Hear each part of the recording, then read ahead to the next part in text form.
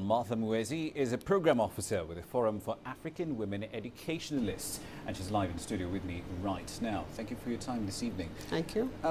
Sexual violence, especially problematic in Africa and the Middle East. So what's the point of holding an event like this in London? Is there any pressure that can be brought to bear from an event like that on policymakers in Africa? Yeah, well, from my perspective, I would think the venue is not the most important issue. What is important is bringing people together.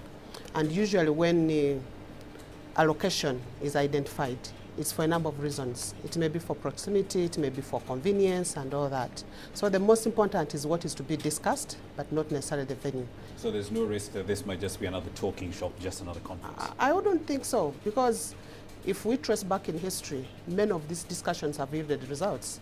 It starts small, people talk about it, it creates awareness, and at the end of it, policies come out.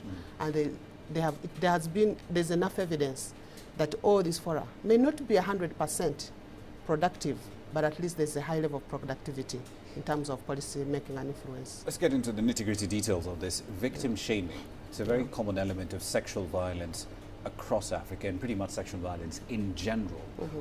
Why does it happen? How can it be stopped? Yeah, I would think why it happens, there could be a number of factors that are responsible for that. And one that I would point out is the law. The kind of law that we use in Africa, cutting across Africa, is the law that was colonial. And most of the issues that are there, definitely, if you put it like in the African context, looking at issues of rape, they may not look at it as a big deal. Because in some cases, rape is not even recognized as a crime. Exactly. So it has all those issues that may lead to it. And that's why you'll find that in many cases, the victims may not talk about it, because there is no protection for the victims, the way the cases are handled, the kind of questions that are asked to the victims. It is more of shame than trying to solve the problem that they're going through. Let me focus on one specific example. This is from Kenya, from the Daily Nation. It published a letter on the 4th of June, and the author of that letter argued, and I'm quoting here, "I would ban all such skimpy dressing and prescribe caning for those caught violating such a dress code." Now, when media normalizes opinions like this and gives them a platform that makes them seem legitimate, isn't the media part of the problem? In many cases, yes. In some cases, no. Because when something happens, how the media reports it also determines whether it's going to create a positive impact or a negative impact. So when it is reported like that, it's looked at it as if you are trying to victimize somebody. You're looking at it as if there's some crime somewhere. You're not looking at it from the positive, and you're not being analytical of the issue. So how you report it also determines the kind of impact that you are creating on the masses. Yeah.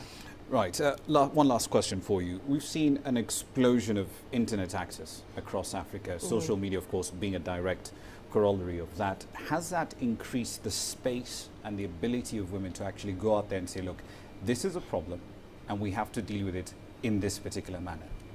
Yeah, I think it has, but not to a very large extent. Because when you look at the woman that is mostly affected, is the rural woman that may not have access to the media or to the social media. But on the other hand, the few women that do access the social media in one way or the other, they try to voice out the issues on behalf of those that may not have access to the social media. Indeed. We'll have to leave it there. Unfortunately, a fascinating topic. This certainly deserves a lot more time. Martha Muhwezi there from the Forum for African Women Educationalists in studio with me. We did, of course, have a discussion on this online. Fairly interesting conversation on misogyny. Do check it out on our YouTube page as well.